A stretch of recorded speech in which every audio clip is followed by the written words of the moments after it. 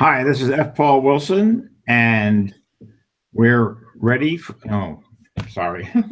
That's And right. you're listening to Legends of Tabletop. There you go. All right. Hi, this is F. Paul Wilson, and you're listening to Legends of Tabletop. There we go. That's cool. We'll edit all that stuff on the back end. I hope so. Welcome, Paul. We're pleased to have F. Paul Wilson with us tonight. We missed you at NecronomiCon this year. I guess somebody had pointed you out as we were leaving on Sunday, so we're glad to be able to get you all to ourselves tonight. Yeah, I enjoyed it. I was around the whole weekend. Well, I left early on Sunday. We took the train home, but we saw you, we saw you in the cab or something. How was the con for you? You had a good time this year? Yeah, that was my second time, and I mean, I'm a big Lovecraft fan. I have been for forever, and I followed it right up with the being a guest at the HP Lovecraft Film Festival. So it's just HPL all the time, all day. You know, it's just and I wanted to, I was willing to participate in the convention, but nobody asked me to be on a panel. But that's fine. You know, I enjoyed a lot of the panels, and I went to a lot of them, and even the Robert E. Howard panel was pretty good. Yeah. Well, we know a few people. We'll have to put in a word for 2019. Yeah, I mean, I didn't go there to be on panels. I went there basically just to. I just love I love the dealer room. I love people like Rick Lay, and I see them every 2 years, and we talk about all sorts of esoteric pulp stuff, and it's a great time. It's a lot of fun. It's a really great convention, and it's small, so like you say, you just get together with people, go out for a beer or whatever, and just kind of like talk about fiction and writing, and there's so many talented and amazing people that come to the con. It's a really good one to go to. Yeah, I only went the first time was in 2015, and I thought that this is great. I mean, how long has this been going on? And why didn't anybody tell me? Because it's super. Absolutely. The one in 2013 was good too. A little crowd wise, it was even smaller than 15 and then 17, but it was still great. Yeah, I didn't even know it existed back then. I was going to Nikon was my summer convention, and it's still I would still go back there again, but it hasn't worked out for me lately. So I'm using Necronomicon as my summer convention. Nice, very cool. Do you do a lot of other conventions or no? Yeah, I do more than I really want to. I just it's sort of you get into a routine. I'm cutting back. I keep saying every year I'm going to cut back. And somehow, I have one more next weekend. This coming weekend, actually, it's Murder and Mayhem in Milwaukee. No. And just last month it was the HP Lovecraft Film Festival. But the thing is, my writing crosses a lot of genres. The mystery crime people like me because the Repairman Jack does a lot of crime and noirish fiction, and then fantasy because I have all these fantasy elements going on, and even science fiction. I'm guesting at MarCon next year for the third time, and that's basically a science fiction fantasy convention. So, and I often go to Romantic Times, which is a romance readers convention. Okay.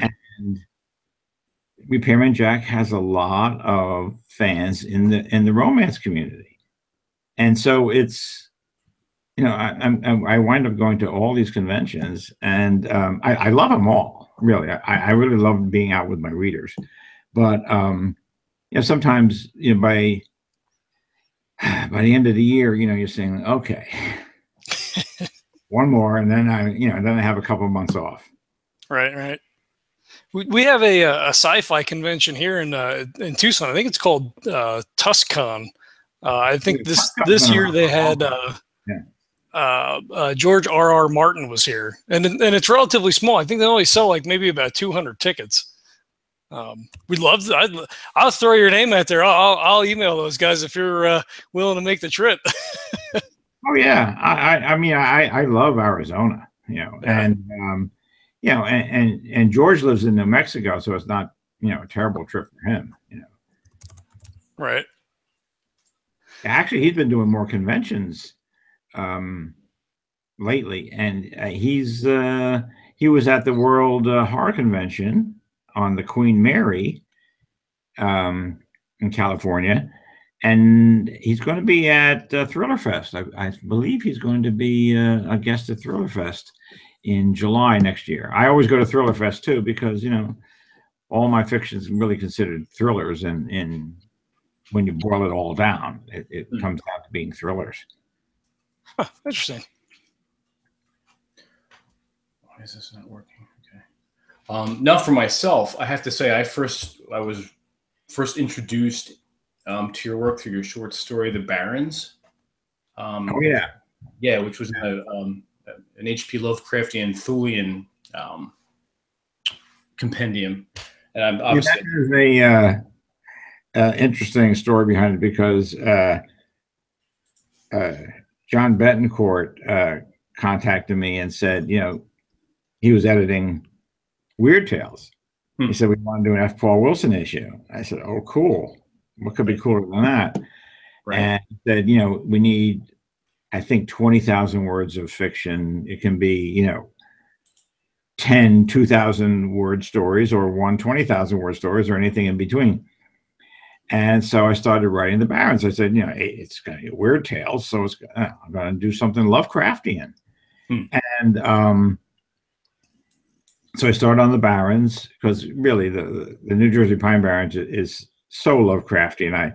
I didn't absolutely.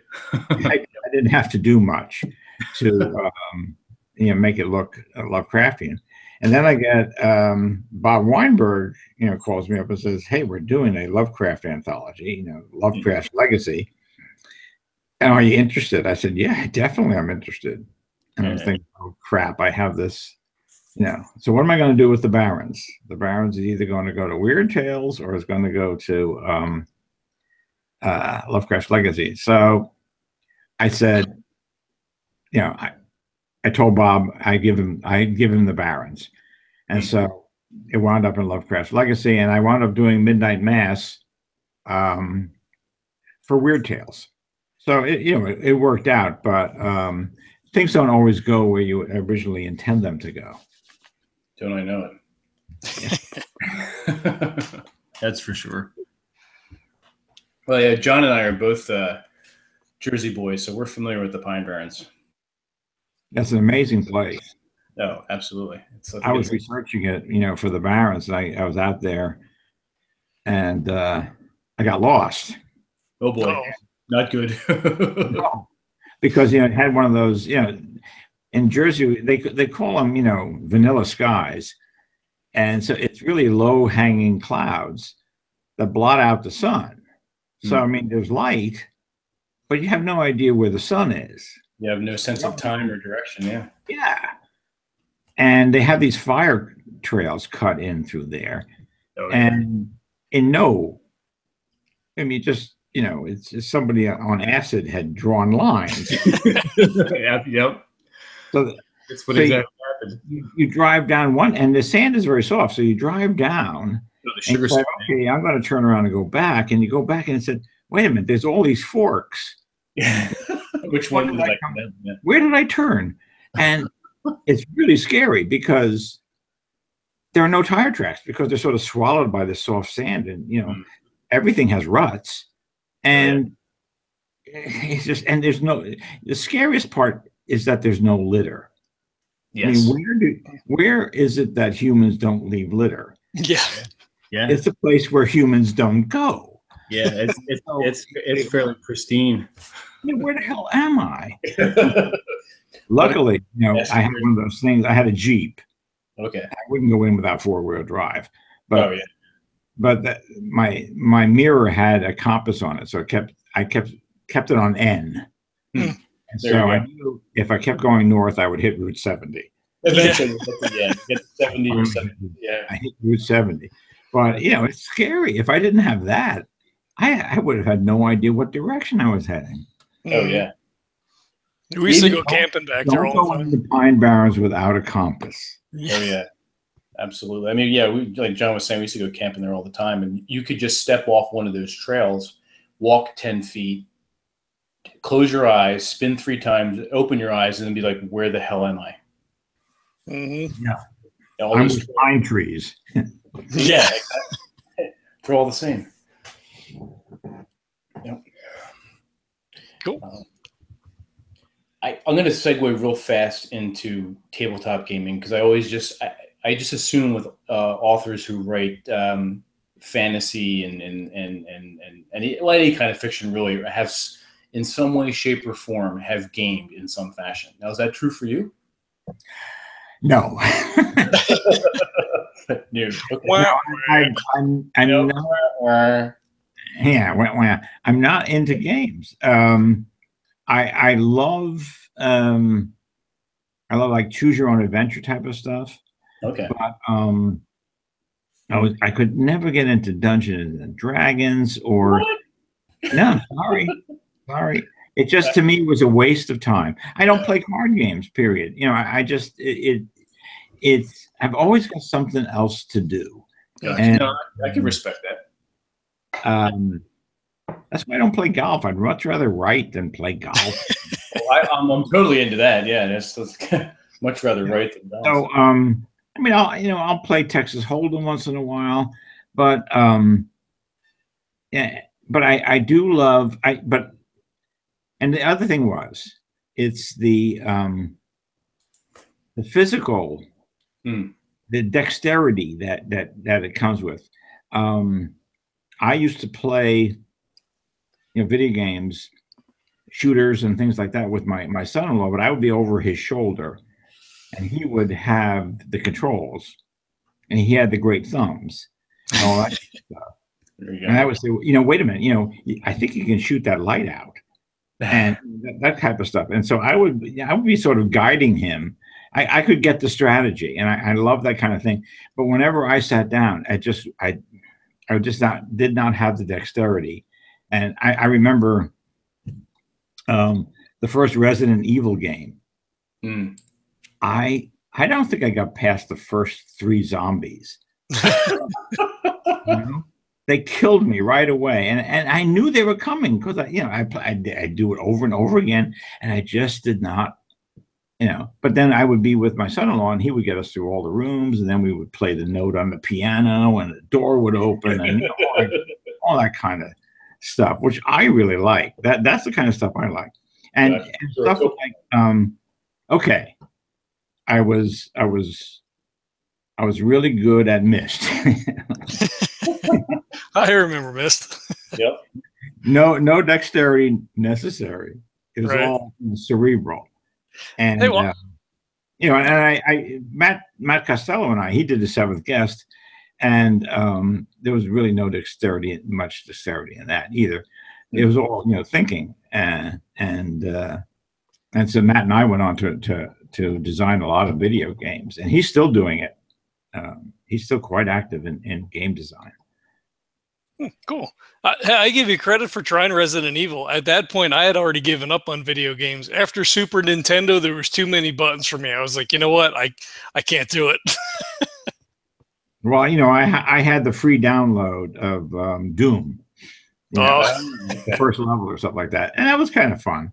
But I don't know if I ever got all the way through it without getting killed every time. So. All right, well, shift gears back to H.P. Lovecraft. But what was your introduction to Lovecraft? My introduction was an anthology called The Macabre Eater, edited by Donald Walheim, and it was 1958, 1959, and it had this really cool, garish cover. And I picked it up because back then you couldn't buy horror fiction. There really wasn't any. Everybody was doing science fiction. Mhm. And I really wanted horror. And, you could find some Richard Matheson. You might find, some Brown with his super short stories, but just wasn't any horror out there. And so I picked it up, and it had all these great. I had never heard of anybody in it, but when you look at the table of contents, you say, "Wow, it's a who's who of horror fiction." Robert E. Howard, and then there was one story that it was The Thing on the Doorstep. Oh yeah, by H.P. Lovecraft. And I read that thing and I said, "Holy crap. This is the most amazing story I've ever." I was 13. The most amazing story I've ever read. And I said, "Who is this guy, H.P. Lovecraft?" And it just so happened that I went out, hunting through the paperback racks, and I found this thing called Cry Horror, which was an A-bond paperback. And it was a reprint of The Lurking Fear. And it's all H.P. Lovecraft. And I just, practically overdosed on him there. And I just said, I'm 13. I'm saying, I know where I want to go to college. I want to go to Miskatonic University. And I actually looked it up. I got a college catalog out of the library, and there was no Miskatonic. It went from,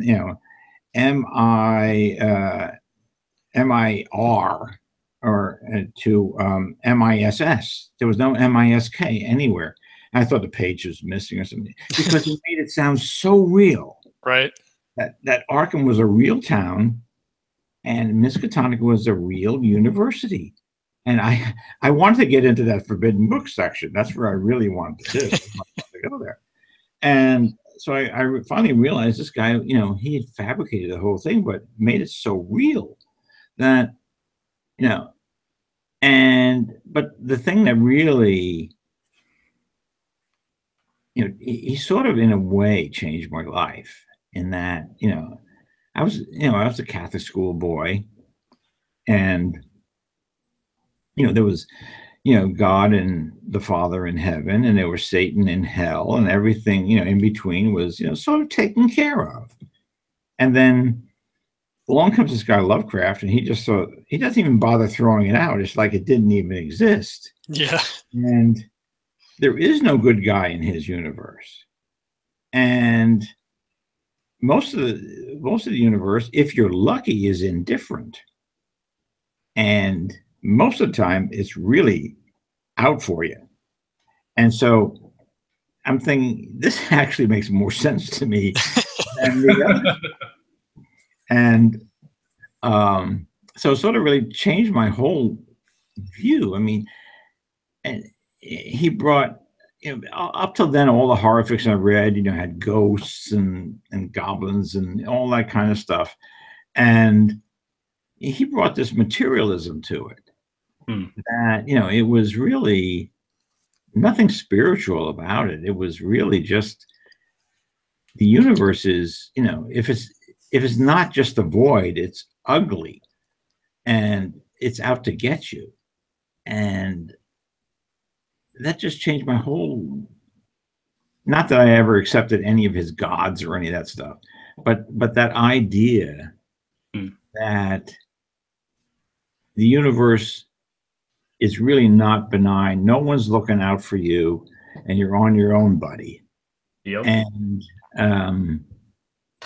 so that really has informed my fiction ever since, is that that cosmic horror, that idea that there are intrusive cosmic entities out there. And and I think it was Scott Connors at NecronomiCon who said, that there's three ways of approaching cosmic horror. And one of them was Clark Ashton Smith, whereas, okay, it's all hopeless and useless, and we're going to die, so let's just accept it and go with it, okay? And then there's the Lovecraft way, is that it's all hopeless, and we're going to die, but you know what? Let's step back and watch and wait and see what happens. You know, we're helpless, but you know, maybe we'll luck out. And then there's a Robert E. Howard approach, which is, yeah, it's all hopeless. It's out to get us, but we're going to go down swinging. Mm-hmm. And I think that's the perfect triad of the approach to cosmic horror. And you know, I was talking to Scott at the Lovecraft Film Festival, and you know, he was, you know, he said, you know, he said that's, you know, he had sort of put that together, and I thought that was great, you know, summation of the three icons of cosmic horror, and that's they all had different approaches to it. And I think of Repairman Jack as sort of a Robert E. Howard character in that, you know, he faces that stuff, but he says, you know, I'm going down swinging. Absolutely. Cool. Do you have a particularly favorite story of Lovecraft? You know, yeah. Well, the thing on the doorstep, because it is so perverse. I mean, when you think about it, I didn't know this when I read it at 13. I went back because someone said, "What was your first Lovecraft story?" You know, I think it was Dagon magazine before they folded. And they asked me, he said, "Could you write something on your first Lovecraft story?" And I said, "Okay." So I went back and read the thing on the doorstep. And not only did I realize that I had stolen the whole setup for my novel Sibs, which I had no idea that I had done. But when I read this, it was really embarrassing. I was saying, holy crap. I had forgotten all about this, but it is so imprinted itself on my subconscious that it came out in Sibs. But the thing is, you have this wizard who he's a male. He has taken over he is dying, so he's taken over the body of his daughter, Asenath. And then the daughter goes and marries this guy who's related to Pickman from Pickman's model. And obviously, if they're married, I suppose they're having sex, but here's this guy in a gal's body having sex with this other guy so that he can take over his body and become male again. I mean, how gender twisted is that? You know, from it's like a bit of a pretzel, yeah. In the 30s and published in Weird Tales. Yeah. And it totally went by my 13-year-old head. But when I went back, you know, as an adult and read it, I'm saying, oh my God, this is totally twisted. And I loved it, you know. Yeah. So, I mean, you know, people like talk about you know, At the Mountains of Madness and all that kind of stuff. And that's all cool and that. But this little story, you know, and it opens up with, I've just put 6 bullets through the head of my best friend. Yeah. And I hope by this account that I can prove that I'm not guilty of murder, you know. And it's just, I mean, what an opening line. I paraphrase, but, you know, but that was when, you know, at 13, when I read that opening line, I said, oh, I got to read this story. You know, there's no way I'm not going to read this story. So, yeah. So the thing about Doorstep to me is it is not iconic cosmic horror Lovecraft, but it is my favorite story. Right. And it's interesting too that you bring that up, you know, considering his relationship with women and stuff, to like, how does that play into that? How, you know, how that story is written? If you read it, the character, the narrator is Lovecraft. Yeah. Is Lovecraft. I mean, there's so many parallels to his life in it. And there's some really great Lovecraftian fiction being done now. I mean, what was the one? Black Tom's Blues or something like that? Ballad of Black Tom. Ballad of Black Tom. God, it was great. And that's, you know, turns on, you know, Lovecraft's, everybody makes a big deal of his racism, but, you know, everybody was a racist back in 1920. I mean, that was that was the culture then. That was the zeitgeist. That, you know, this was how these races were inferior, and that's just the way everybody looked at them. I mean, eugenics was all the rage. Yeah, I never knew that. I found that, I saw that on the History Channel. I was watching some weird, you know, one of those, you know, crazy American things or whatever, and it was like, yeah, they sterilized like 60,000 people here in the U.S. in whatever the 20s or 30s. I was like, what? I'd never heard that before. Well, you know, Teddy Roosevelt was for it. Edgar Rice Burroughs was big on eugenics. I mean, there's a whole list of quote unquote celebrities of the time, but that was the science of the times. And just like, you know, global warming is the science of this time. Who knows what, 50 years from now, when we're, you know, in a new ice age, everybody's going to look back and say, "Oh, those assholes." You know, how did they believe that? How did they? You know, Bill Nye, the anti-science guy, how did he, he wanted to jail people who didn't believe in global warming? You know, and here we are, you know, in our parkas in July. So, I mean, I'm not saying it's going to turn out that way, but the thing is, it could, and this is just the zeitgeist. This is what everybody. This is what you're supposed to believe. And back then, you were supposed to believe that African Americans were mentally inferior. I mean, and it was scientifically known, quote unquote. So, you're going to blame the guy for believing what everybody else believed? Plus, don't forget, this is the guy that didn't get out of bed for 10 years when he was a teenager. A key factor. Yes. So he's really totally depressed. So he's not really a fully mentally, or let's say emotionally, competent person.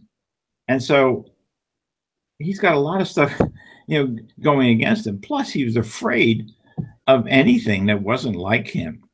So, I mean, there's all that stuff going on. And then, but then, you know, for world fantasy to take his image, and it's a Gay Wilson image of all people. That's Gay Wilson. It's one of the icons of our genre. And to toss that in the trash for some freaking tree, I mean, come on. It's to me, it's just unconscionable. But I don't want to go any further into that. Very, very hot button issue in the community. Not only, I mean, Lovecraft's racism, like you'd mentioned, and then, you know, when we had Niels on the other day, we were, you know, obviously talking about the award and all that kind of stuff, and it's very, you know, push button and you know, more of a move now, like, you know, say the Battle of Black Tom, to more inclusivity. You know, it kind of sticks in the craw of people, and I mean, I can understand that. I mean, you know, for, you know, people who've been marginalized, you know, in large part for a good portion of our, you know, American history. Yeah, you know, I mean, but we're talking about, you know, a genre. Yeah. And, you know, for some wimpy person to get up there and say, "Oh, I don't feel comfortable accepting this award," you know, you wouldn't be up there without Lovecraft, you know? Exactly. And this convention wouldn't be here without Lovecraft. And guess what? They take the award. So, you know, why don't you just leave it there? If you're so uncomfortable, then just leave it there. But no, they take the award, and then somebody goes later on and changes it. But the thing is, this whole convention, from its inception in 1972 in Providence, is based on Lovecraft. That's why it was in Providence. That's why the first one was in Providence. And that's why you're here. That's why you're getting this award. That's why you can even write this fiction and get it published, and write something about a ghost that, you know, without a ghost that's rattling chains. And it just drives me up the wall, because they have no concept, no cultural, you know, our genre has a culture, and it has developed over decades and decades. and to be ignorant of that, and to think, you know, you should throw it out the window just because of the zeitgeist in which this guy wrote.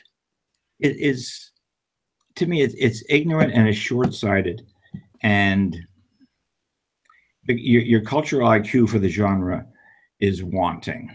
And can we stop now? Yeah. Well, yeah. We don't really want to go down that road, I don't think. Well said. Well said. But to follow up in a different tack, then, where do you see the future of weird fiction moving to? I mean, we have things like, you know, the Battle of Black Tom and stuff like that. So, do you see it growing? You know, are we, you know, Cthulhu is as popular as ever, and, you know, plushies and all these sorts of things. Is there a, you know, where do we go from here, kind of thing? You know, it just amazes me because I see more and more Lovecraftian fiction, and it seems to be expanding rather than contracting. But I would like to see it move beyond. I mean, I use the cosmic horror in a different way than he did, in that I don't have any gods, so to speak. And I'm against name. I think that was a mistake he made, but everybody else loves it. You know, Cthulhu and all the other ones I can't pronounce, and the Go to 1,000 Young and all that kind of stuff. Humans get more comfortable with the unknown when we can name it. And once we can name it, we can pigeonhole it. And once we can pigeonhole it, we can make plush toys out of it.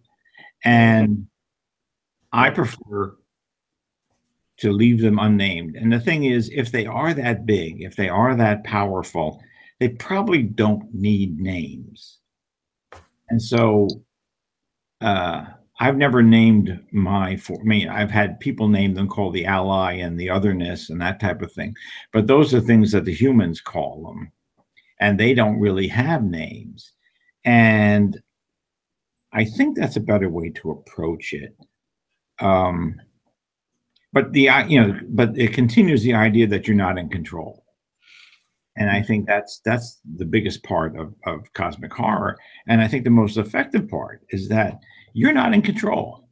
You may think you are, but when you look out and you say, well, wait a minute, something else is toying with you and making decisions for you, or manipulating history. And I think that, to me, that's in Panacea, there's a character, Rick, and his theory is that human sapience is really rare. That level of sapience is rare in the multiverse or whatever, and that it attracts attention. And that's sort of the second part of the Chinese curse. You know, that may you come to the attention of someone in authority. And to me, that's always been terrifying, to be, you know, the object of the attention of someone in authority.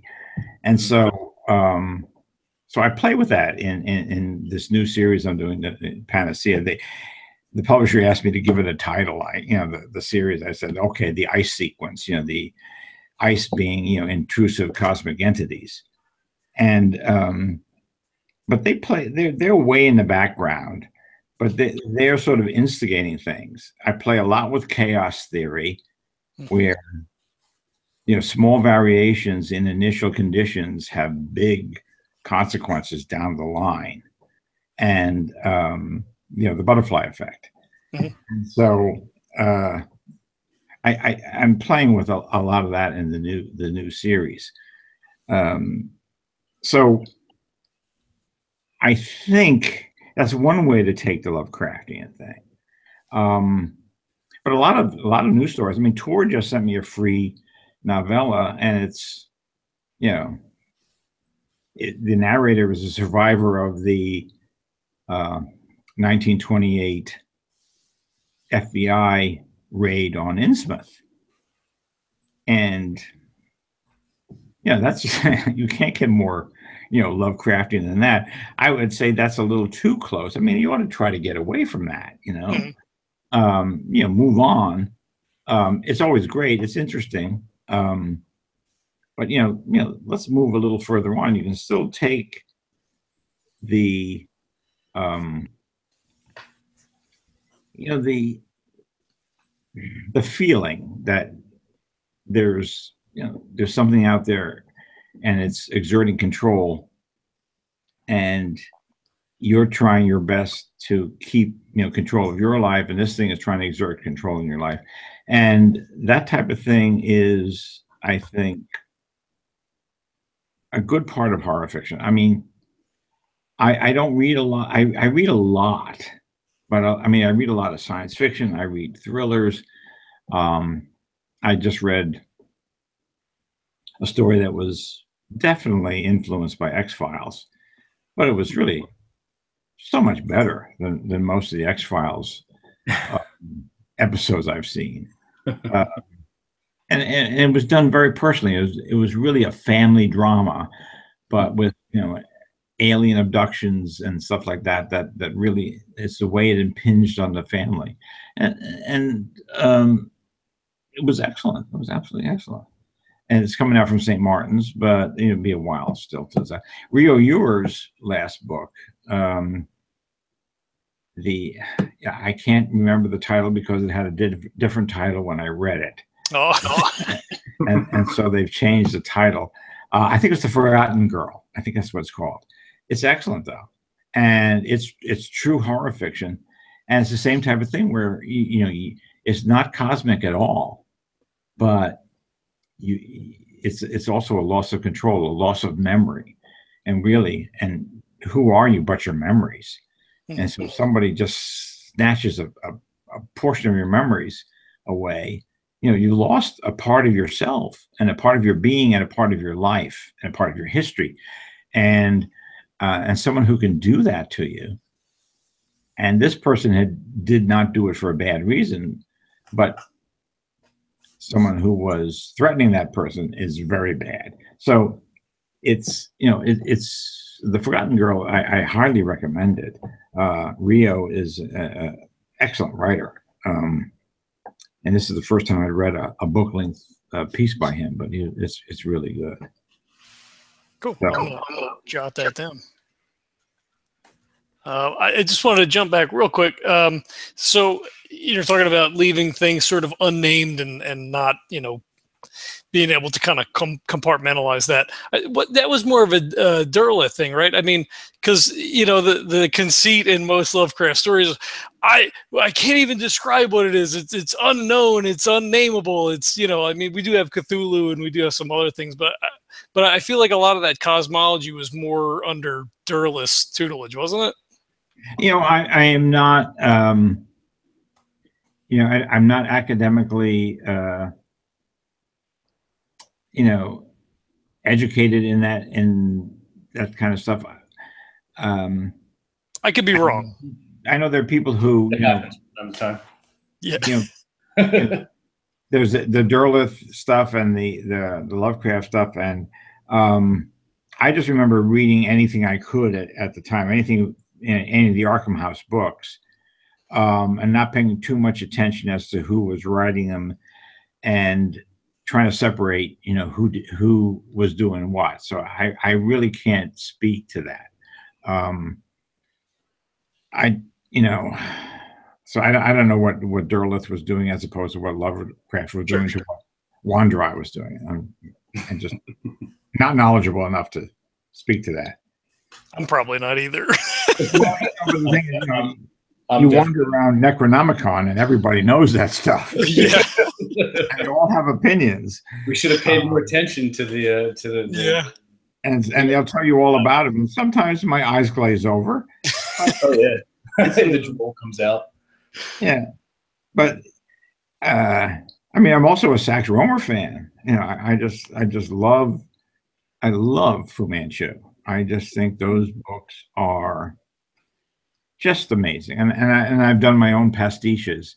I played in a lot of people's sandboxes just for the fun of it. And Sax Rohmer's Fu Manchu is one of the ones I love to play, and I've played in it quite a bit. And I don't know how familiar you are with Fu Manchu, but he is, everyone likes. It's popular now to put him down too, because of he was a racist, and his opinions of they were called Orientals then, not Asians. The Orientals were definitely racist. But if you just read between the lines, there's also a tremendous amount of admiration for that culture, and in Fu Manchu, he's sort of like a precursor of Hannibal Lecter in the sense that he has a code, he has a sense of honor, he has a purpose higher than just being a criminal and making money. His idea is to get the white man out of China. And there's nothing wrong with that. When Sax Rohmer was writing it in 1913, maybe there was. That was not considered, what someone should be doing, because really the English belonged everywhere. Yeah. And, East India Company, I think, was gone by then. But basically their idea was, they colonized everything, and white man's burden. And Fu Manchu had these most devious ways of killing people who stood in the way of his plans. But the thing was, he never lied. And if you came to a Mexican standoff with him and he said, he's got all his people around, but you've got him at a disadvantage, he'll say, okay, you can go. And if he said that, you could turn around and walk away and never have to worry, never look over your shoulder, because you could go. He said you could go, and you could go. Get in his way again later on, all bets are off. Mm-hmm. But so when you have a villain who is totally merciless, who will do anything to kill you, and then he also has this sense of honor, that was the first time I'd ever encountered a villain like that. And in the tomb, Kusum, the Hindu villain, is very much influenced, by Fu Manchu. Okay. I don't know if I was even conscious of it at the time, but when I look back, I say, "Oh my gosh, yes." That's cool. We stand on everybody else's shoulders. I mean, nobody really stands alone. And I stand on Sax Rohmer's shoulders. I stand on H.P. Lovecraft's, and I definitely stand on Richard Matheson's. So I mean, there's all those people that we draw from, and nobody it's hard to think of anybody who comes out of it and you can read and say, oh, he's like nobody. He's totally his own. I can usually find, in genre fiction, I can usually find, because I'm well versed in genre fiction, but in other kinds of fiction, I wouldn't have the antecedents to be able to say that this influenced this and that and that. But in genre fiction, I can usually pick out and say, oh, okay, he's been reading so and so, and he's been reading so and so, and it's just, we build. It's a matter of building on the people who came before, and you try to take what they've done and take it in a different direction, take it in your own direction. But to think you're totally sui generis, no, I don't think there is anybody. That's for sure. Let's kind of switch gears just for a moment. Now you have quite an impressive resume. I mean, over 50 novels, 100 short stories. You mentioned this earlier that you'd rather be an act rather than video games and sitting down and playing a tabletop. You'd rather be writing. So you've got the discipline down. Do you have any specific writing process now? Do you sit down like every day and say, all right, for this block of time, I'm going to spend 3 or 4 hours and just write? Or is it more of a matter of just you have the creative juices flowing, things are percolating, and then you sit down and maybe bang something out, and then you get up and you do something else, and then you maybe come back to it? I'm always curious about other authors' discipline process. Yeah, I sit down every morning. It's the first thing I do after I make my first cup of coffee. I sit down. I go through my websites, repairmanjack.com and this and that, get all that stuff out of the way. And then I fire up Word and I start writing. I do my best writing in the morning. First draft, I like to do 2,000 words a day. But absolute minimum 1,000, because some days are easier than others, and some days I can do 3 or 4 or 5,000. Wow. Yeah, those are rare. But still, I wish there were more count. Every once in a while, you find yourself really rolling and you keep going. Yeah. But sometimes getting that 1,000 words is like pulling teeth, and other times it's just like bang, okay, 10 a.m. I'm done. I'm going to keep going. Or sometimes I'll switch to something else. I'm currently preparing some stuff for Hollywood, for adaptations of my stuff, and so I'm taking like one of my future science fiction novels and contemporizing it so it can be done in present day. And so, I'll do work on the first draft so much in the morning, and then as the afternoon comes on, then I'll start working on making this thing from, I don't know what year, I can't even imagine what year it took place in the future, but bringing it down to the present. And sort of, doing a treatment of everything. Mm-hmm. And it's that type of thing. So sometimes I'm working on 2 projects at once. I did young adult Repairman Jack books. I did 3 of those. And basically I was working on them the same way at that time. And so I was putting out 2 books a year at that time. But the YA books tend to be shorter. So 65,000 words as opposed to 110. Like Panacea was 120. So that got a little out of hand. I had been thinking of it, because I've been doing all these Repairman Jack novels. I was delivering one every year, and that was cooking in the back of my head. So by the time I got around to writing it, I had all sorts of stuff backed up. And so that book went, longer than I really wanted it to, but I just looked around for ways to shorten it. And I said, I was 120,000. I got it down to 118, big deal. I shaved off 2,000 words. Yeah, I know.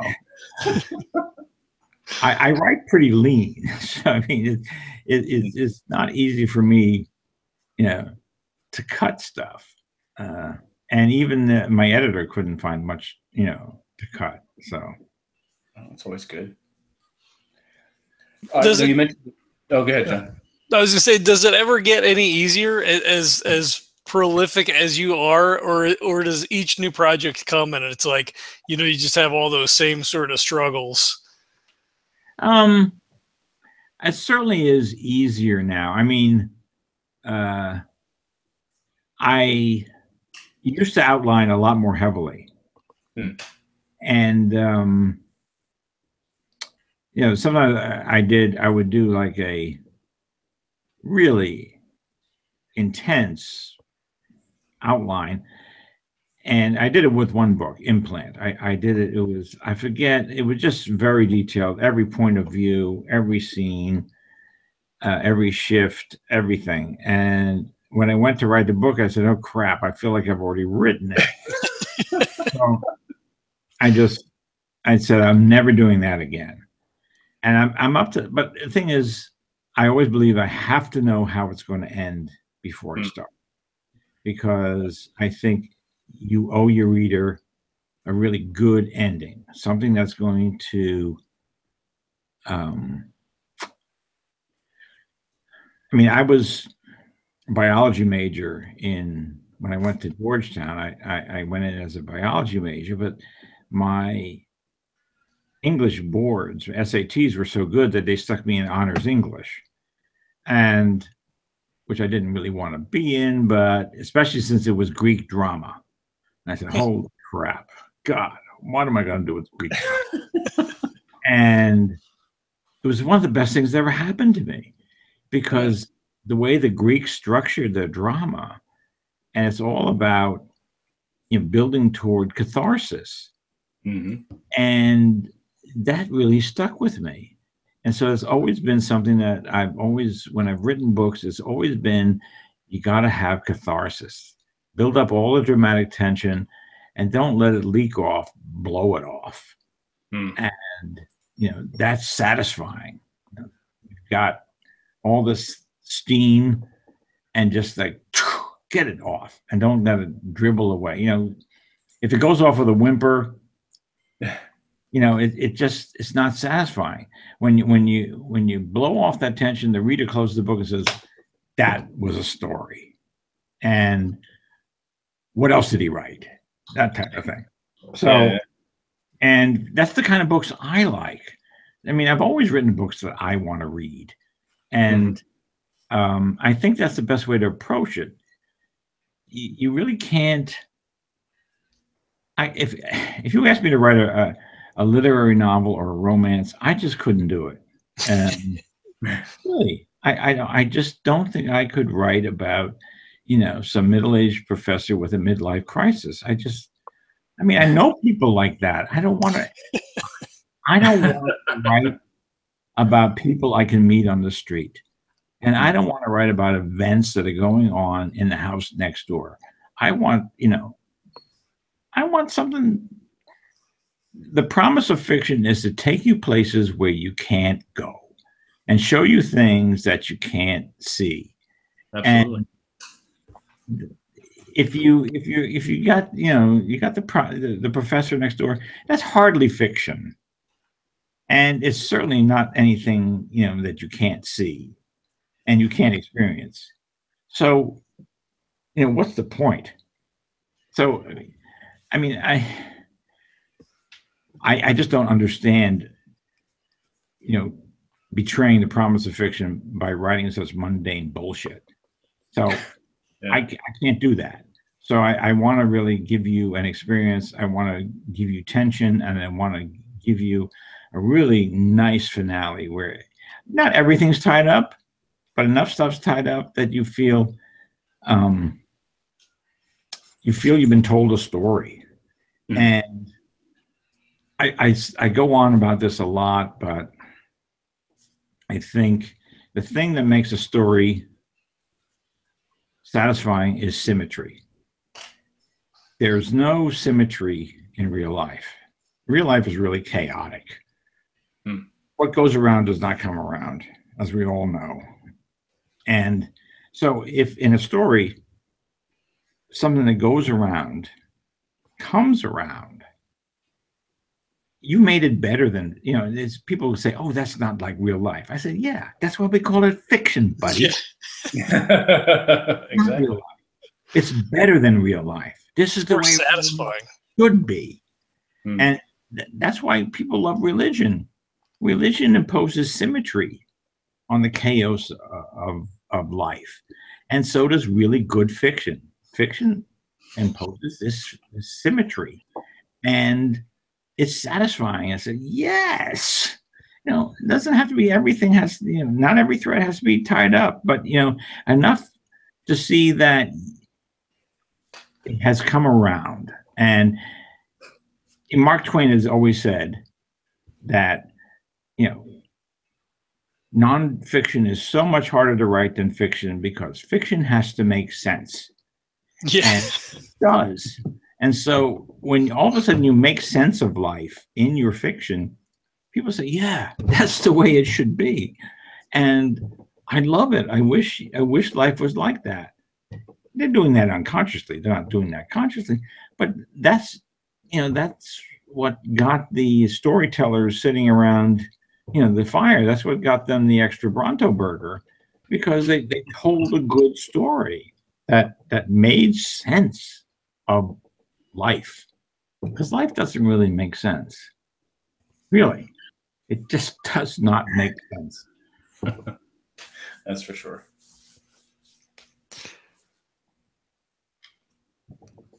Okay, I'll jump in. Very good.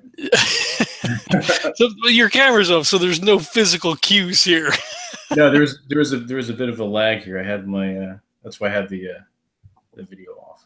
Gotcha. So as you had mentioned, your stories kind of run the gamut from cosmic horror to sci-fi and fantasy and all these different things. Do you have a preference, a genre preference yourself? No, I only read genre fiction, but I read about all different genres. I mean, and in all different times. I mean, I will read, Hammett's The Continental Op, and then I will, I'll be sent something from one of the editors at Tor and say, can you comment on this? And it's, futuristic science fiction. And so I wind up reading a lot of things I wouldn't choose because they're sent to me. Mm-hmm. And I'm very glad that they send them to me because a lot of the stuff is very good. And, I wouldn't have picked it. So, I mean, I'm reading, my reading is a lot more eclectic than it would be if I was choosing it. But the thing is, in a sense, I'm passively receiving, books from editors, as well as picking out my own stuff. I mean, there are, Open Road Media has a lot of low-priced editions, Kindle books and such, of fiction from the turn of the century, even the 1900s or the 1920s, and classic mystery stuff. Otto Penzler, I think, does a lot of the choosing, and he runs a Mysterious Bookshop and Mysterious Press, and he often does introductions on them. But I mean, people I've only heard of.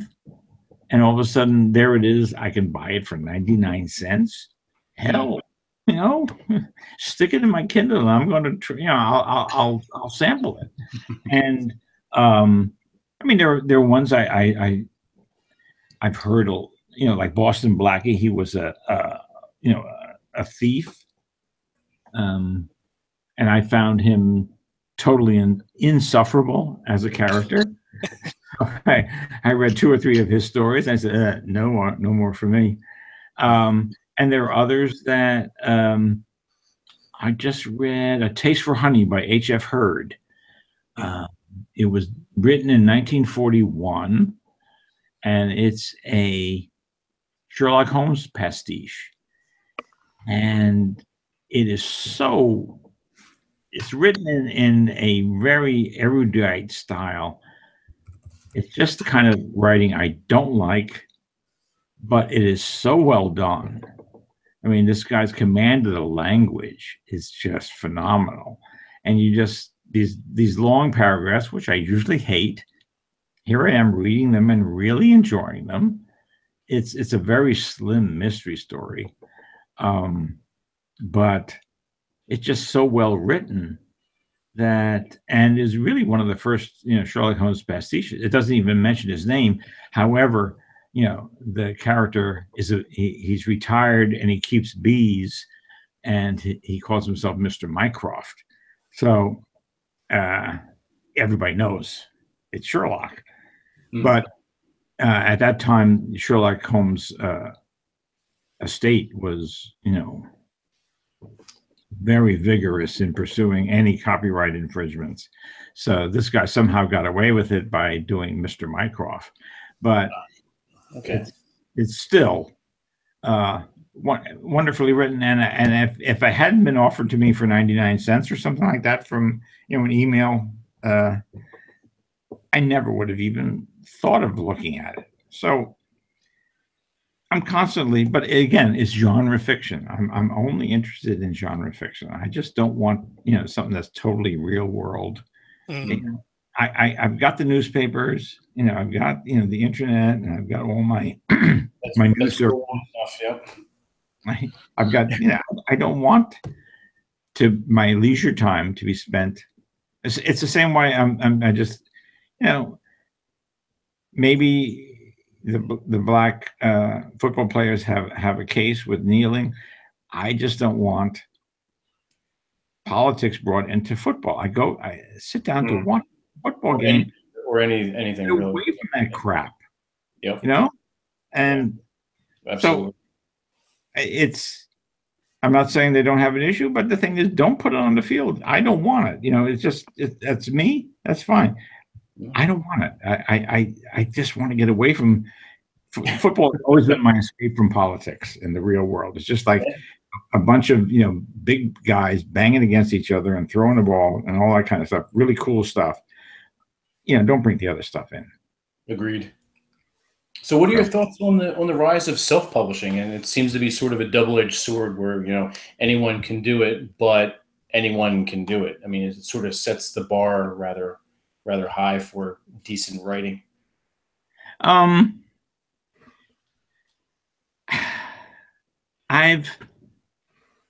really for it. I think it's great. And I have again, I'm saying I read all sorts of stuff, and I've read stuff that's been self-published and it's really good. And I'm reading and I'm saying, why isn't this being published by one of the big five? And duh, sit back. There's only so many books the big five can publish. Yes. There are a lot of very publishable books being written that just they can't fit into the list. There's too many of them. And so I think self-publishing is great. And it lets people, even if it never sells anything, you wrote it and you get it out there and it's published and it's there. And, more power to you for finishing that book. I mean, I've self-published things myself that, Tracy Carboni and I, we wrote a medical thriller called the Prometheus Cure, the Proteus Cure, I'm sorry. And we got a deal from one of the big five, and it wasn't a good deal.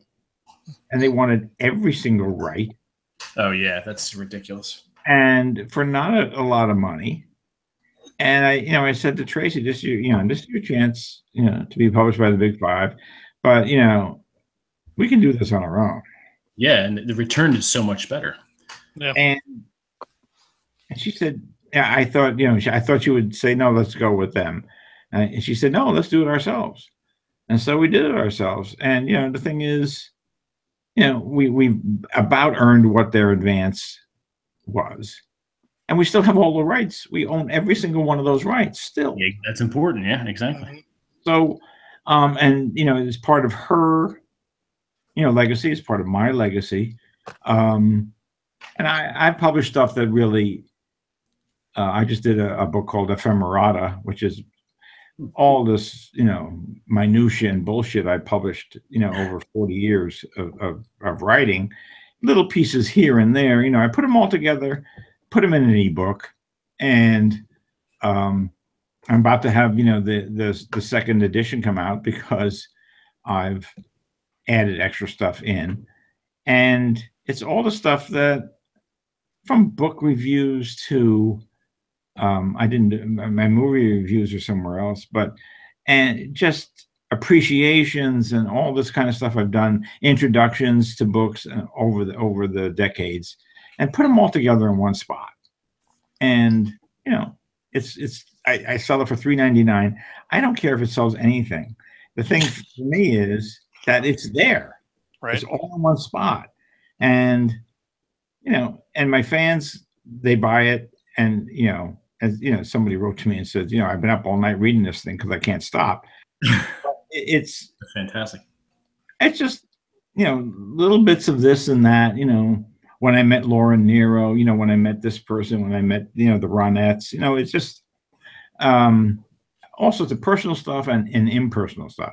So, but it's all in one spot. And that, to me, that's important. And, but I've also done, I did my Yellow Peril, 3 Yellow Peril novelettes. I published them under, you know, Sex Slaves of the Dragon Tongue.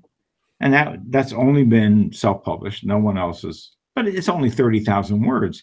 So it's also stuff that's too short to really be published by, you know, one of the big 5. Mm-hmm. I don't want to do it. And Sarah Pinborough and I, we did a 52,000 word, is it a novella or is it a novel? I don't know.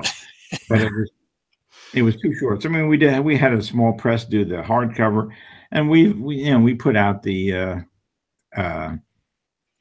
trade paperback and the ebook on our own. And, you know, it's every year we get money for it. It's just, so I've gone that route when there's no other way to go.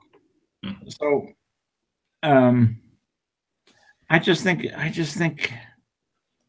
it gives somebody, and the thing is, it gives you hope if you're a starting out writer and you know you're going to get it published, and maybe somebody will see it, maybe somebody will pick it up, and maybe it'll catch on. I mean, it does happen. I mean, look at The Martian and things like that.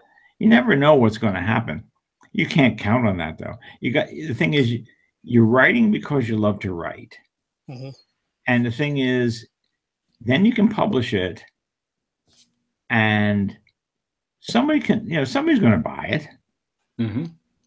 And really, that's all that matters, I think, is that it's out there. It's there to be read. You're writing to be read.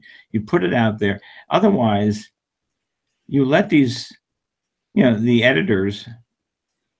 I mean, an editor has got 10 books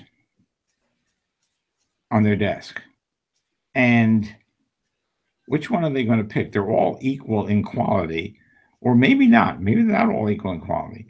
One is by Snooki, you know, from Jersey Shore. Holy crap, you know, we can sell this. And that's really what, it's not quality. It's what we can sell. Mm-hmm. How do I market this? And that's often the big determiner is not the quality of the book. It's how they can market it.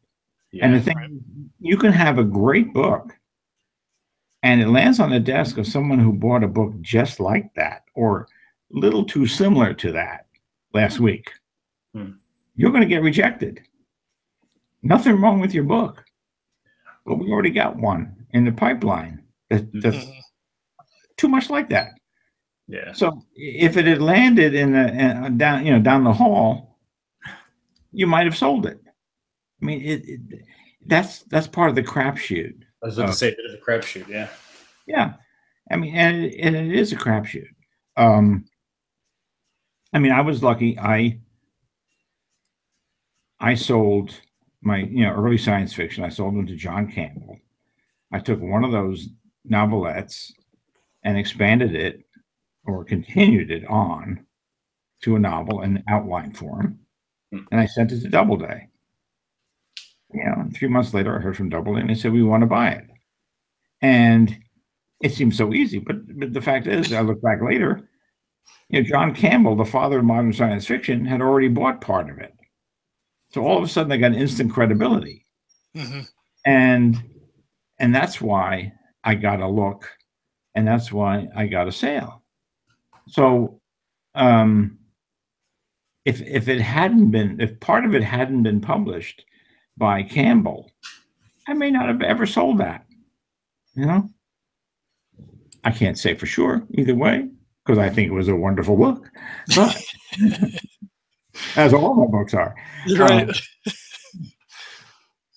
But again, it's there are so many factors that you can't see that that are under the table and under the rose, sub rosa, that sometimes it's being in the right place at the right time. Like The Keep. The Keep was the right book at the right time in the right place, because everyone was doing small town horror. Everyone was doing Salem's Lot and Carrie. And I went and did this big World War II CinemaScope book, in the Transylvania Alps and his castle and all that kind of stuff.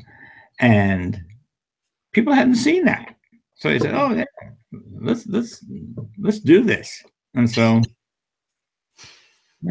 if I had done it 10 years later, who knows? Someone may have beat me to it. So you say it was the right book at the right time, and kind of like, was a standout piece as a novel. Is it kind of like your biggest success and simultaneously like, and there's a movie? Well, there was a bad movie. Yeah. Yeah, I mean, but I bitched about the movie for God knows how long. And at the H.P. Lovecraft Festival, they showed it 2 nights, and I did a running Riff Tracks commentary. Nice. So we got a lot of laughs on that. Mystery Science Theater here. Yeah, I remember seeing it as a teenager. I couldn't tell you I remember anything about it at this point. It was a very forgettable movie because it didn't make sense.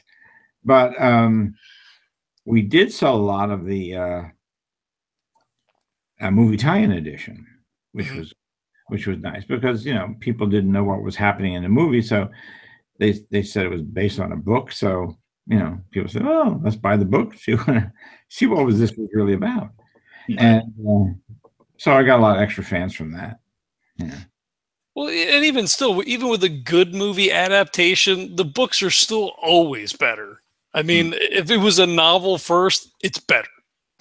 It's just except with Jaws. I gotta say that's true. That is true. I actually read Jaws and I was like, wow, this is kind of like not really like the movie. This is kind of dull. Yeah. Yeah, I mean, Spielberg read the book and said, really, the only time the book comes alive is when the shark is there. And so he said, I'm going to keep the shark in the movie. Smart guy. Right, the affair and all the other stuff. We don't need any of that. No. Yeah, bring on the shark.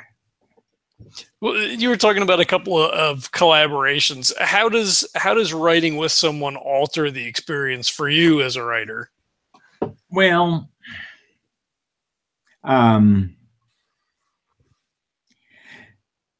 like Tracy had an idea, and she just asking me about the medical aspects of it because she wanted to write this book. And I said, you're going at it backwards. You should approach it from this angle. And she said, oh, okay. And then NecronomiCon was over, and I went home, and I'm thinking about it, and I'm saying, this thing is clawing at my mind here. I'm thinking, God, there's so many possibilities here if you do it this way. And finally, I called her up and I said, I'd like to write this book with you, and so we wrote it together. But sometimes with Sarah, it was, I found a piece in one of her novels, The Man of Flies, and it just suggested an image to me. And finally I started, coming up with this scenario. and I said, I got in touch with her. I said, I got this from your book. Do you want to write it together? Because if you don't, I'm going to write it myself. She said, well, let's write it together. And so she's in London. I'm in New Jersey, and we wrote it sometimes in Google Docs and sometimes just sending documents back and forth. We actually had we set up an argument between the husband and wife in the story, and I see your cat there. Yeah. He always hangs around when I'm doing something. Yeah. And so we decided we'd have the argument in real time on Google Docs, typing it out. And I took the female part because the female was religious, and I was raised as a Catholic, and she was raised without religion, so she took the guy who was atheist. And so we had this husband and wife argument, and it got really intense, and because we really got into it, and she hurt my feelings. Yeah, she got all this male, arrogance, and so and we just did it. Basically, we only thing we changed with it was put in attribution, so who's saying stuff. Sure. And it's right there verbatim in the novel. But there things with collaboration is when it's great when someone really surprises you. And Sarah, I said, we had this character coming in from Egypt, and Sarah's traveled from Africa to Heathrow all the time. She vacations in Northern Africa and stuff. And I said, well, you do that scene because you know what it's like coming in. And so she did it, and she put in stuff that we hadn't planned at all, and it came out of the blue. And I'm reading this thing, and I said, oh my God. It says, I really picked somebody good to collaborate with, because God, she came up with a scene that just blew my mind. I said, where did that come from? But it's wonderful, and so that's the kind of stuff that makes you, that's what makes collaborating wonderful, when someone can just, punch you in the face like that with their writing. Oh, yeah. Very cool. The other part of it is that I'm very anal about writing, and I have to have the last polish. It's just my thing, that I want things a certain way. I want things paragraphed a certain way. I do not want to see there are or there is or anything like that. Passive constructions drive me nuts. So, I have to have permission to adjust those things. So if you work with me, that's, you sort of have to accept that. I know the feeling. Yeah, you just described John, basically. No, I'm curious, and you probably get this. Forgive me if you've heard this countless times before. I have to know. It just seems to me that the Repairman Jack series would be fantastic on the big screen. Or you just dropped out for me. I missed. That's okay. Yeah. No, I'll repeat. It just seems to me the Repairman Jack series will just totally lend itself well to a television series or just a big screen. Is that something we're going to see, or is that? It's been in development hell since 1993. Wow. Yeah. So it's been through a lot of screenplays. The final screenplay was done by Chris Morgan, who does Fast and Furious and Wanted and all those things. And it was great screenplay. But by then, everybody had seen it so many times, so many bad screenplays by people that, you know, nobody wanted to do it. So now they're trying TV series, but, you know, they just don't. Beacon Films does not seem to be able to get anything going. I just, you know, You gotta get Netflix in there. Joe Schmo and his, his 2-bit copied character seems to be able to get a TV series, and the thing is also, you know, people have stolen from Jack over the years so much that I don't know how fresh he is anymore. Gotcha. I mean, in 1984, there was nobody like him. You know, in 2017, I don't know. But I just don't think, you know, Beacon doesn't seem to be able to get it going. So I don't think it'll ever happen. I've given up. I'm trying. I have other properties. I have Midnight Mass. I have other things that I would like to get into the hands of the right people. You know. Gotcha. So the first book came out in '84, and then no follow up until '98. What was the reason for the huge gap in between? Because it was successful when it first came out, and people were interested in it. And it was on the New York Times bestseller list, but I didn't want to do a series. I thought it would take over my writing career, and I already had The Touch written in my head, and I had pretty much, Black Wind starting to outline in my head. And I said, I want to write those books. As much as I like to read series, I didn't really want to write one. And so I waited till 98, and I used it to get out of a multi-book contract. Nice. Good maneuver. Well, I had a contract for 3 medical thrillers, and the first one was Implant. The second one was Deep as a Marrow, which was really turned into a political thriller with the doctor as protagonist. And then I said, I just don't want to do another medical thriller, but I got to do one more. So I came up with this high-techy plot. It was perfect for Jack.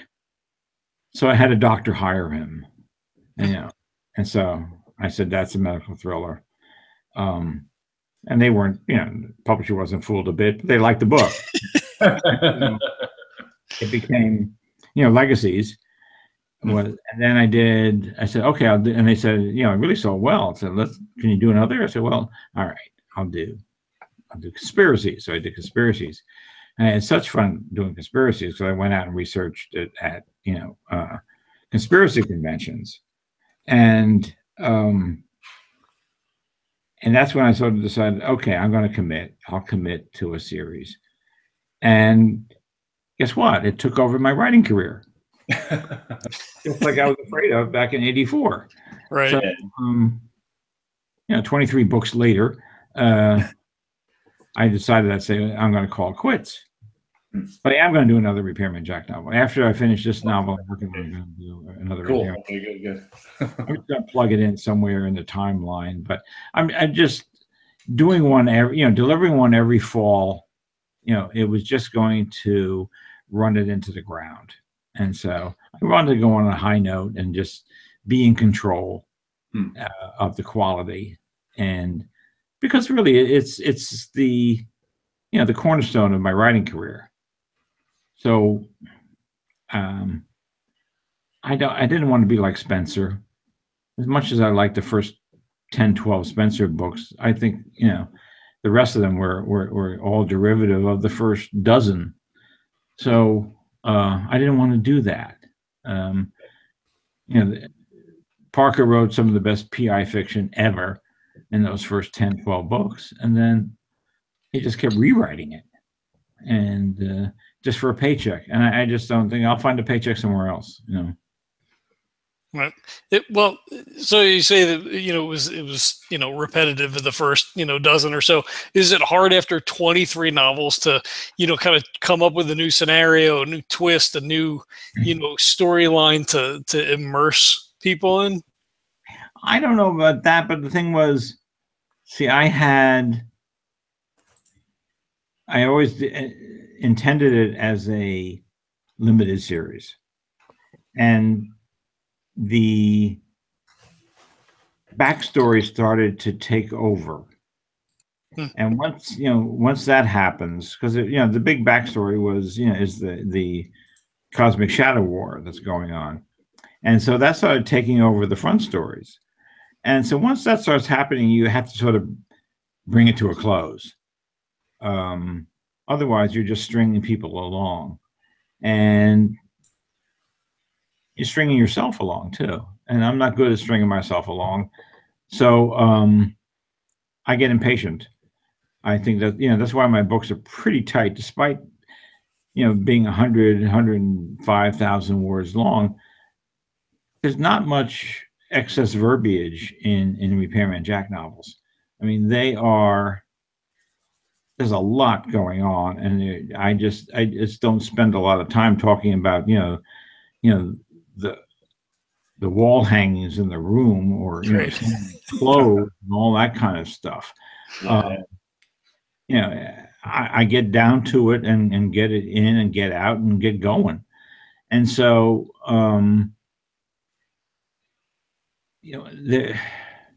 once the backstory started expanding and taking over, then I knew I had to end, end it.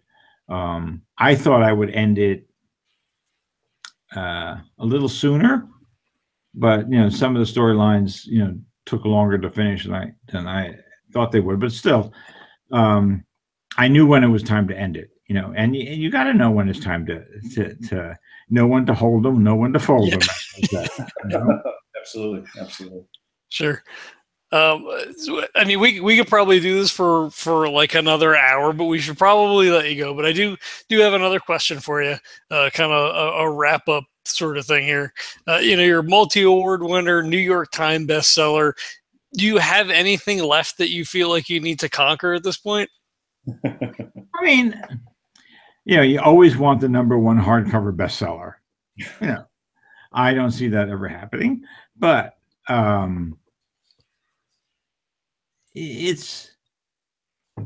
I would certainly like to see Repairman Jack dramatized some way. I think there's a lot to do, and there's a lot you could do. I'd also like there's also some of my other books I would like to see some other people. I mean, I don't want people writing books for me, but I would love to see people on TV.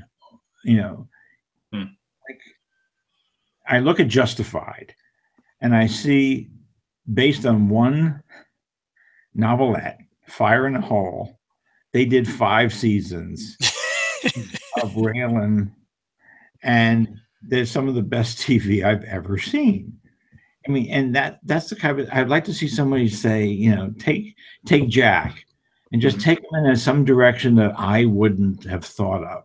And I'd love to sit back and just enjoy that, and say, all right, I kicked that off, but this guy is running with it and he's doing a great job. And I mean, look at Haven, the sci-fi thing they did from the Colorado Kid. And I was watching it for Scott Shepard. I know Scott Shepard, and he's just an amazing guy. He can just riff on, you give him a little idea and he can just riff and riff and riff.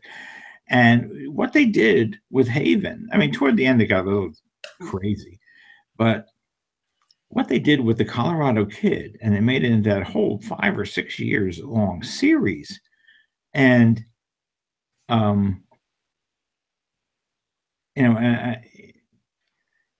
Stephen King and I email every once in a while. It's rare, but we do. And I just dropped him an email. I said, they're doing you proud on Haven. He said, yeah, I know. I said, I don't believe, yes, I don't believe where they've taken it. And so, I mean, I would like to be in that position and sit back and say, what are you going to do now? What are you going to do next season? This kind of stuff. And just take it where someplace I wouldn't go. And that's really that's what's left to me. I think just take something I've done and riff on it, and it would be what an honor. Yeah, not even an honor, it would just be a kick, just to sit back every week and say, okay, what are they going to do this week? Yeah. So very cool. It was a pleasure to have you on. I'm sorry that we missed you at NecronomiCon. We certainly look forward to seeing you at 19 for sure if you're going to make it happen. I'm going to be there. All right, absolutely.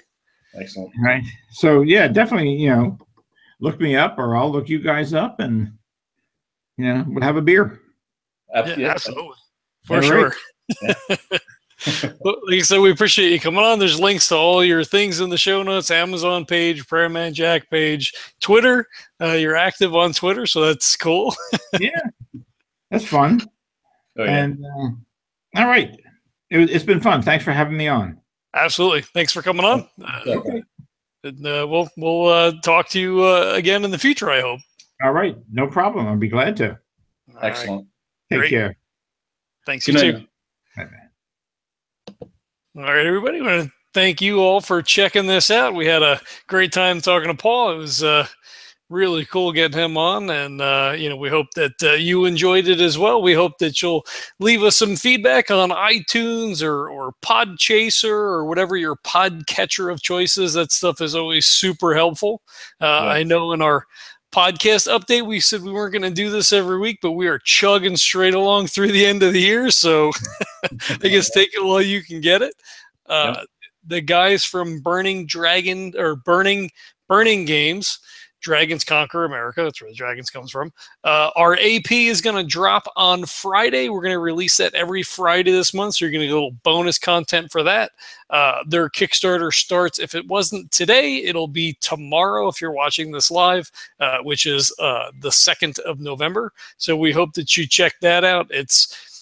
The card-based system is similar to Faith. If you're familiar with their previous Kickstarter, it was a really fun game to play. It's a interesting take on, the age of colonialism and, magic and dragons. So that's pretty cool.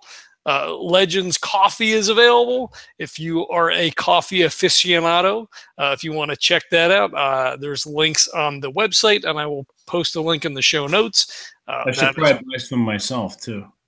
You probably should. I have 2 bags on order myself right now. I'm gonna go do that this weekend. All right, make sure you hit the link on the website to do that. It's a super secret website. You have to have the link to order, which is maybe not the best marketing strategy, but hey, go to the website. There's some cool stuff there. Maybe you'll like something. I don't know. Yes. It was good to have you on again. We don't get to do this together very often, so it was cool having you on. Yeah, I'll be on a few more. I want to get some more talent, as it were, pull it in. So That's cool. All right, and thanks for everybody for checking it out, and catch you next time. Go leave a review, you bastards.